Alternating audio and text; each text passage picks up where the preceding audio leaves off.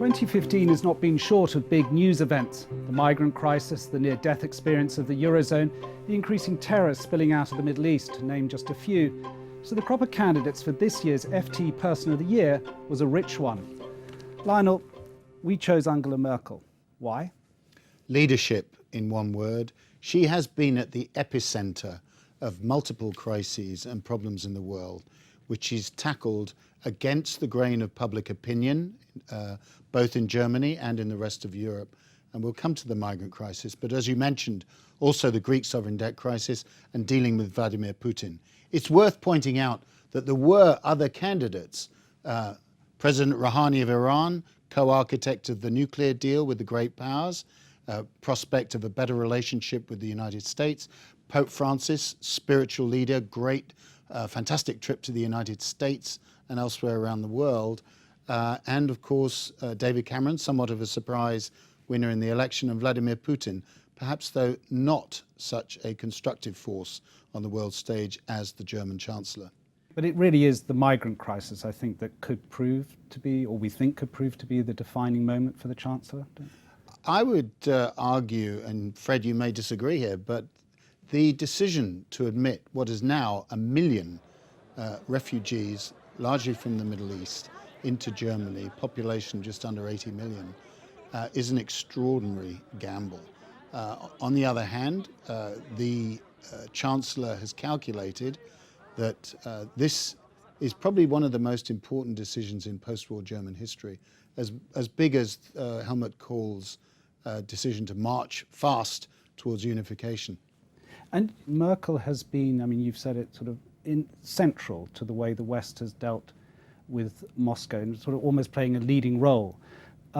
How do you think she's handled that, and has that put her sort of head and shoulders above her Western peers?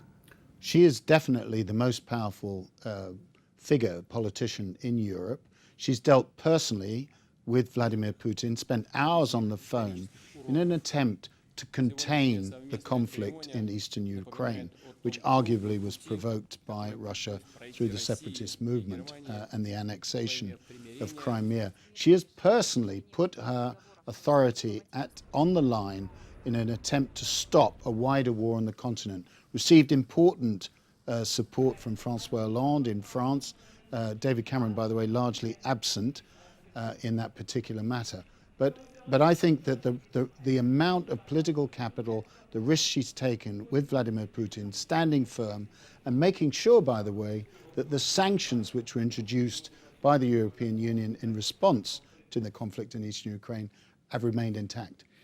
Famously, they supposedly talk at times in Russian because she, as someone who grew up in communist East Germany, had to learn Russian. Well, that's right, but Putin also speaks fluent German because of his time as an agent in East Germany. Yeah. But how important do you think that bit of the Merkel biography is?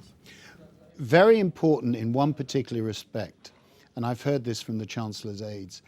She witnessed the disintegration of a whole country, the DDR, East Germany, in 1989, when the wall in Berlin came down. She has decided never again. She does not want to see the European project, the European Union, unravel. And that's why she was very firm in the conditions, for example, in the Greece bailout, in the sovereign debt crisis in the Eurozone. She stood firm on that, but in the end, she didn't really want the European, for Greece to go. And she also wanted the euro to prevail. So even though she had reservations about the ECB's quantitative easing, Mario Draghi's big play, she went along with it in the end. And this is about order. Difficult, by the way, to sustain but at this time with the refugees, with the sovereign debt crisis, and with conflict on the eastern border. Meine Damen und Herren, Europa steht jetzt vor einer riesigen Bewährungsprobe. Es wird keine europäische Antwort sein, wenn die weniger Flüchtlinge bekommen, sagen, das geht uns nichts an. Denn wenn wir einen gemeinsamen Schutz der Außengrenzen haben wollen, dann brauchen wir auch eine faire Lastenverteilung innerhalb Europas. Also just quite poignant that as someone who grew up in a society where there were restrictions on freedom to move, to travel, where there were literally walls that we're now seeing, and she is seeing, a Europe where these issues are now at the forefront again? Well, I think what has particularly impressed me is the language that the Chancellor has used this year. She's told Germany that this is a moral as well as a political decision, that Europe needs to remain open. Now, of course, there is the German demographic problem, the aging society, and immigration can maybe help with this, but still, 1 million new people coming into a country is one hell of a gamble. But she's couched this in moral terms, and her language has been very well chosen. And by the way, you know, just recently she got a 9-minute ovation at her party's Congress, even though one of her closest aides, Wolfgang Schäuble, the finance minister, described her as a sort of reckless skier. Yeah, you've mentioned 1 million immigrants coming into Germany. I mean, standing back a bit, over 10 years of Merkel being in the Chancellery, Germany has changed a lot, both internally being a more sort of diverse society, but perhaps also externally in the way it's perceived. How much do you think she's actually contributed to that?